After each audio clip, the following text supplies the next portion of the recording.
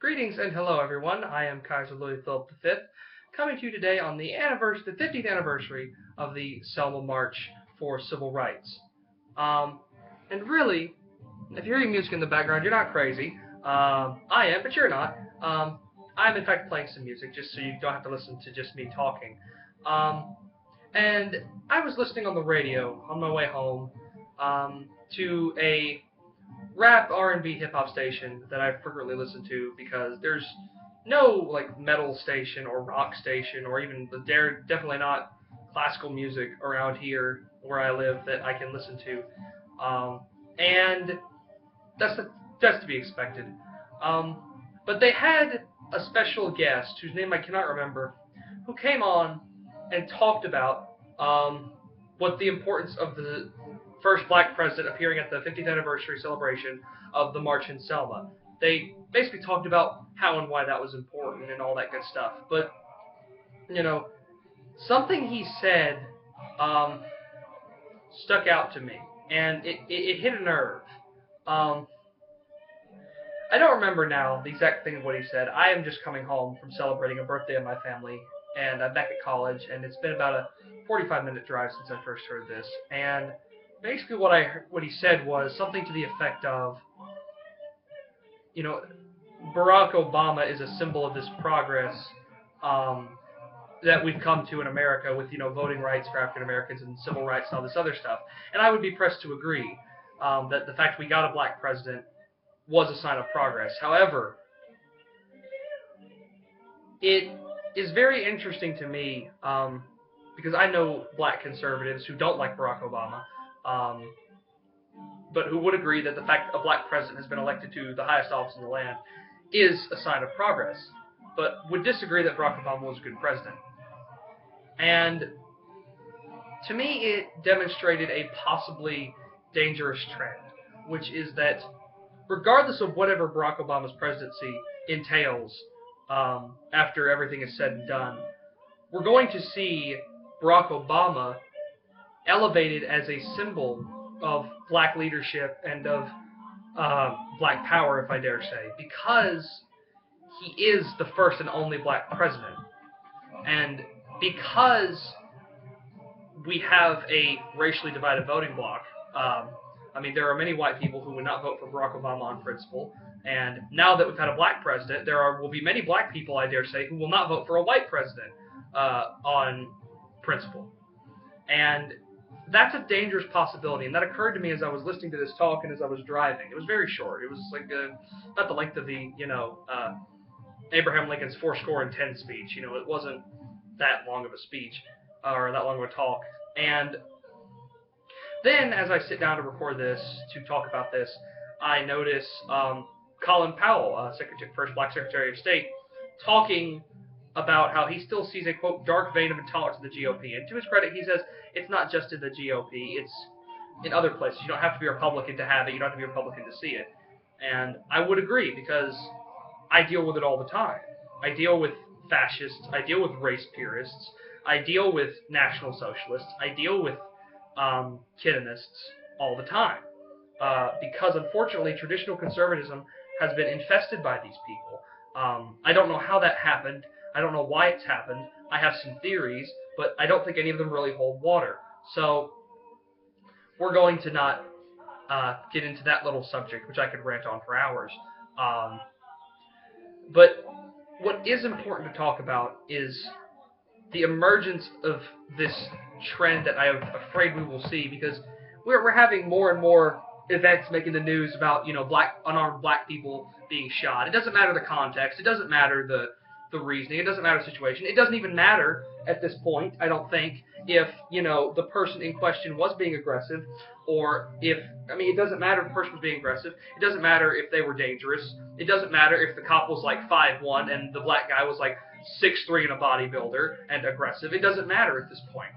The black community is not going to stand for any more black people being shot by white police. They're not going to tolerate it, they're not going to like it, and they're not going to want it. This is the beginning of something very bad. This is raising a million red flags in my mind as a historian, as a political scientist, all dilettante, mind you.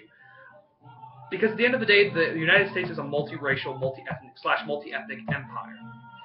And empires like this fall apart when the sense of unity to the imperium crumbles. That's when they fall apart. And that's what we're about to see. That's what I'm afraid is going to happen. And it's not far-fetched. It's happened before. And with the resurgence in popularity of groups like the Ku Klux Klan and the Black Panthers, we're going to see a very strong and a very potentially violent clash. Even though the threats were all empty, hot air, the KKK and other groups have threatened to, go to places like Ferguson.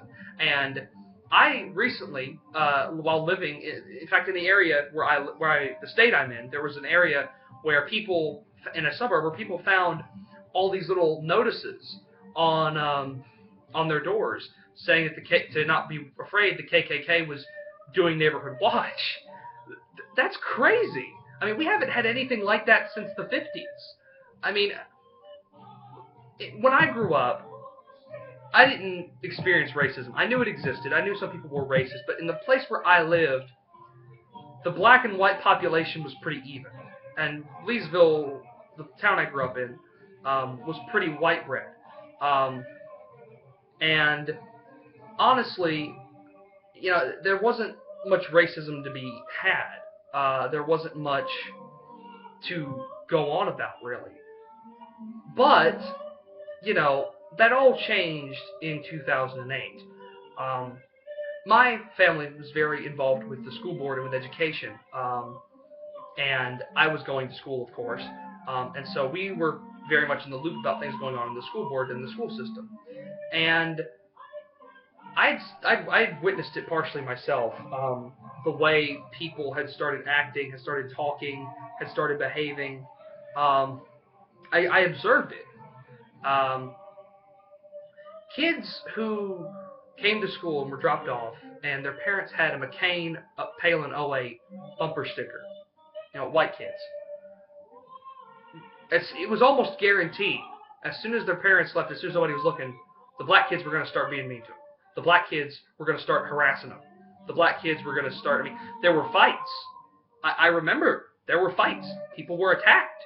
And this was so weird to me because this kind of thing didn't happen where I lived. This kind of behavior, this kind of, intolerance wasn't a thing. It didn't exist. And seeing it show up, at the drop of a hat, overnight, was incredible, was unbelievable. And I think after 2008, American culture changed. It was it's like 9/11. It's a seminal event that changes everything, that changes how people view themselves and interact in society. Because I didn't know that racists were like an active thing. I knew there were people that were racist, but I had no understanding that that racism could be a pervading mainstream thing. That was unheard of. But then after all this, it started to become more and more apparent. And so far, the black community hasn't wholesale gotten behind Barack Obama. But this one speech I heard on the radio, this one thing, showed me the possibility that it could occur. And here's why that's bad. It's not bad because black people. It's bad because as much as people play up Barack Obama's presidency as being a race thing, if you're a racist, you don't like Barack Obama. If you're tolerant, you do.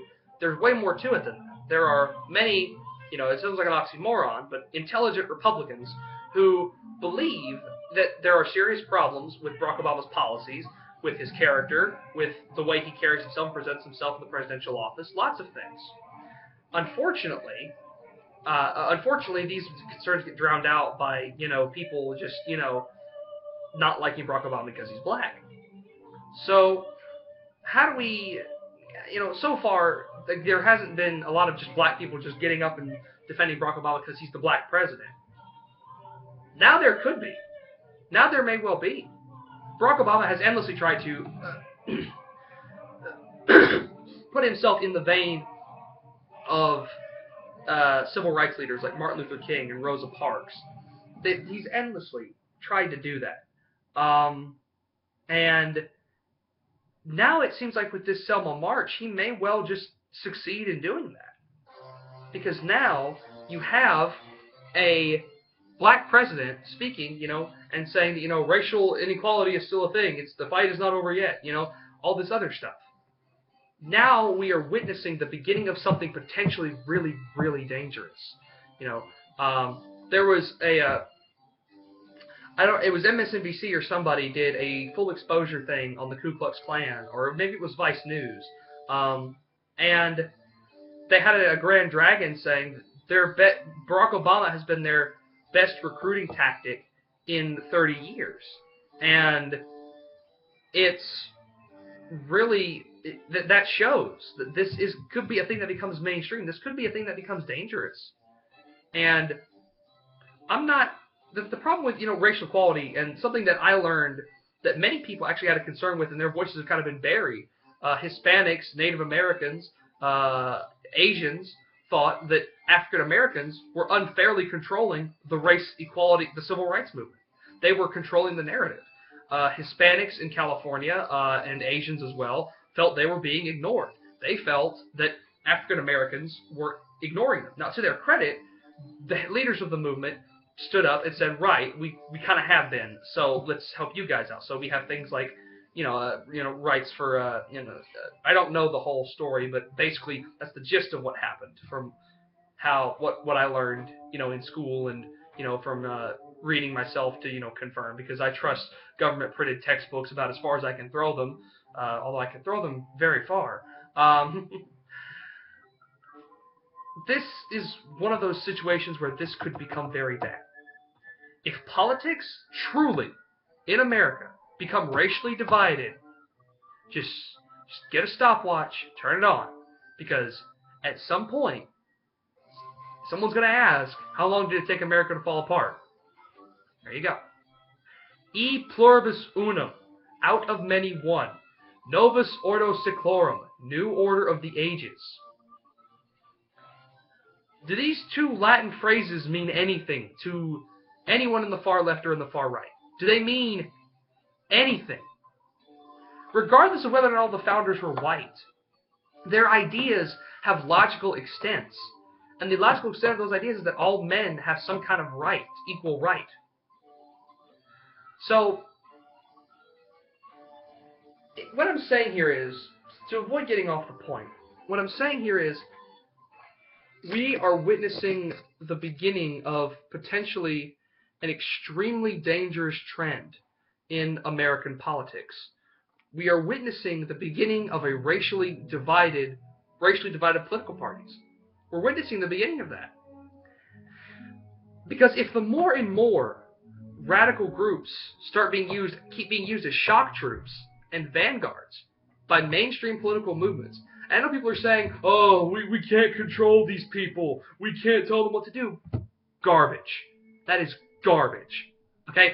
You tell me that if you got a feminist like, what's her name? She played Hermione Granger. Y'all know who I'm talking about.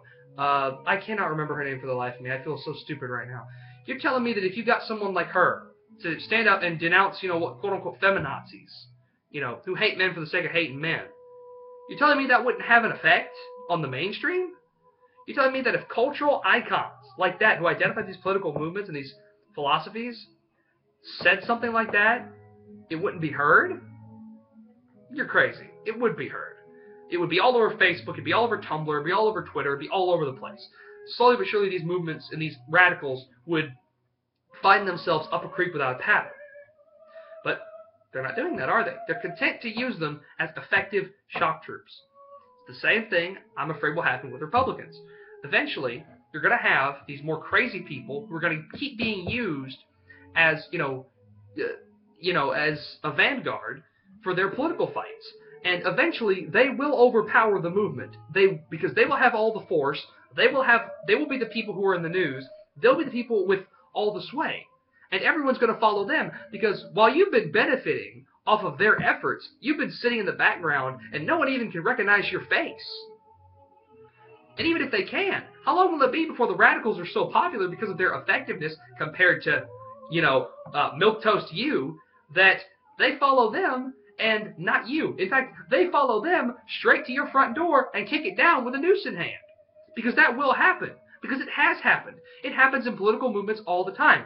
The Marquis de Lafayette was staunchly against the completely anti-monarchical, the completely anti-Catholic elements in early Jacobinism, in the early French Revolution. Totally, absolutely opposed to it. The Marquis de Lafayette, a military hero to France and America, and his voice was drowned out, completely, utterly ignored. All sorts of famous people were moderates during the Revolution who agreed there were problems because of suzerain royal power, but weren't so crazy as to, begin something like the Terror. But no one would tell these crazy people to leave. No one would put their foot down. Nobody would, by force of arms, tell them to leave. Nobody would, just outright say, we're not with them. They're on their own crazy little escapade. And by the time people really started doing it, it was too late.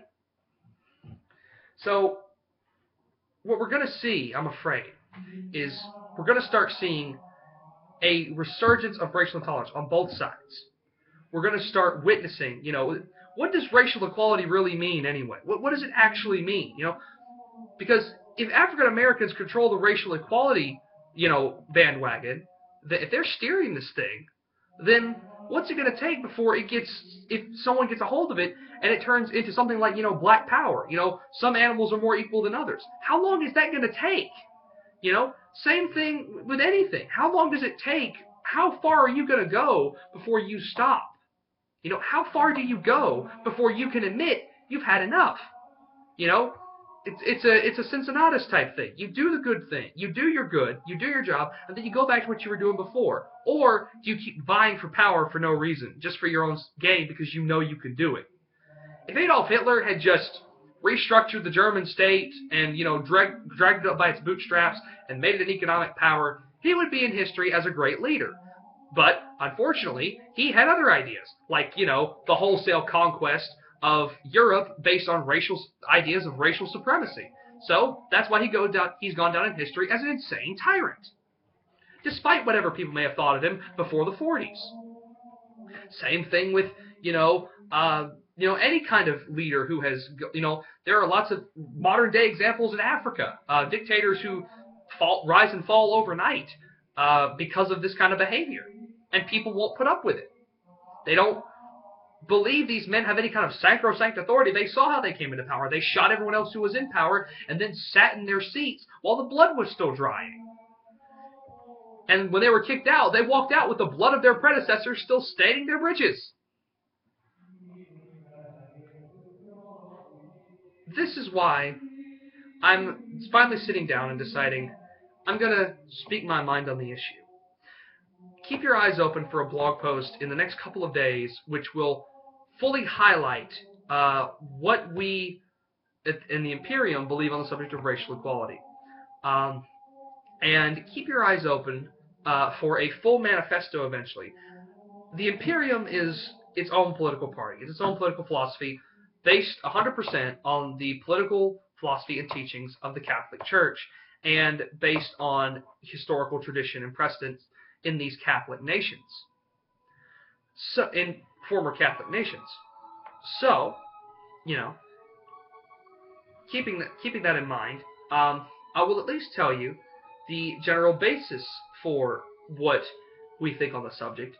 It is a model based on the idea of Roman citizenship, that a citizen of an empire is considered just that, a Roman. Whether you're, Hispanic, Visigothic, not Hispanic, that's the wrong word, Visigothic, Frankish, Germanic, Parthian, Carthaginian, whatever you are. If you're a citizen of the empire, you have rights, inalienable, status, and privileges that non-citizens don't have. And I believe that's something we need to apply to every citizen of America. We need to enshrine that in our legal code, that every natural-born citizen, every naturalized citizen, any citizen of the United States of America is considered just that, an American. In legal terminology, anything, they are recognized as Americans before they're recognized as anything else. And they fall under the jurisdiction of the United States government and its states. So, Then we have to decide what these rights entail, based off the Bill of Rights. Every American citizen has those rights that are laid out in the Bill of Rights. Every single person has them. Every citizen has them. That is the first step we have to take to getting rid of these race-based politics. That's the only way you're going to do that. And you're probably asking yourself, well, what's wrong with, black power, quote unquote, whatever? And I would say nothing until you get to a point where it becomes, instead of black power, it becomes black supremacy instead of white supremacy. Okay? Neither one is preferable. Okay? Black supremacy will not just get rid of white supremacy. Okay? And white supremacy will not just get rid of black supremacy. You can't fall into the trap of picking a side based on your freaking skin color. Okay? You have to look at the larger picture, because before you are anything else, you're an American. This is your country. Your ancestors lived here. Their blood is in the soil. Their soul is a part of it. It is something greater than yourself. Whatever you think about America, you were put here for a reason. You were made a citizen for a reason. And in almost every single one of our traditions, and every single one of our ideas about things, the power is invested in we the people. We're the people that have the responsibility to decide how and where this is going to go. And if we lose faith in the system, then it's all going to fall apart. If we keep going with this, America can do no right garbage, we're going to get to a point where we lose all faith and all confidence in our government. And that is what held the Republic together in the beginning, in the midst of deep, divisive, political squabbles. Because the founders believed in the system. They believed in the Republic. If people don't believe in the Republic, then it's not going to work. It never will. Same thing with any nation. When people stop believing in a monarchy, then they just stop. What is, in real concrete terms, ignoring legitimacy, because while it's important, and I am a monarchist, it doesn't fix all political problems. What is one man against a nation of, say, 2 million people? What is one man and his soldiery against a nation of millions? He's nothing. Absolutely nothing. If the people don't believe in legitimacy, and if they don't have confidence in it, if they don't have confidence in the crown, then they'll look for something else. And I do believe that the best thing at some point for America is a monarchy. At some point, we're going to have to get to that point. Or we can just keep being a republic. We can just, ignore the call to destiny, ignore the call to growth and expansion and our own personal security, and we can eventually get rolled over by someone with no scruples, no moral compass, and absolutely no care in the world but themselves. And they will exploit us, enslave us, and humiliate us. And then your race, being Americans, will be destroyed. You will be assimilated. You will lose your culture. You will be subject to racial miscegenation. You will lose your language. You will lose your culture. You will lose your religion. This is the fate of conquered peoples. Vae victis. That's how it is. That may not be how we've done things, but it is how other people will do things. It is how people who don't like us will do things. And the fact is, with our military shrinking like it is, people always say it's true. Americans can mobilize for war quickly, okay? But all that someone has to do is beat us in the time before we can mobilize to that point. And there's only a couple. I can count on one hand the nations that have been conquered, absorbed, and assimilated, that have regained their independence. The one that comes to mind for me is Poland. I do not remember the exact name of the event, but during the deluge, when the Swedes and the Russians and hordes of other people were invading Poland to tear it apart to pieces, to destroy its Catholic culture and heritage, and to gain land they wanted, the Polish monarch and the Szlachta, the nobility, they pledged an oath to Almighty God to revere His name forever in eternity, and to enact His laws in their land if He would save them from destruction. Lo and behold, Poland survives the deluge. through many miraculous events and through many feats of military valor. That is one such example. And the argument can be made for the supernatural among us that the only reason Poland survived was because of divine intervention. Everything was against it. Everything. So Americans have to decide, and they have to decide now. What's more important to you? Race, quote unquote, which doesn't really even exist, honestly. It's ethnicities, because race is a social construct. Ethnicity is a reality. Is it race or your nation? Is it, are we going to regress into barbaric tribalism? Or are we going to go the way of the civilized man towards empire? That's a decision I can't make for you. That's a decision I cannot force America to make.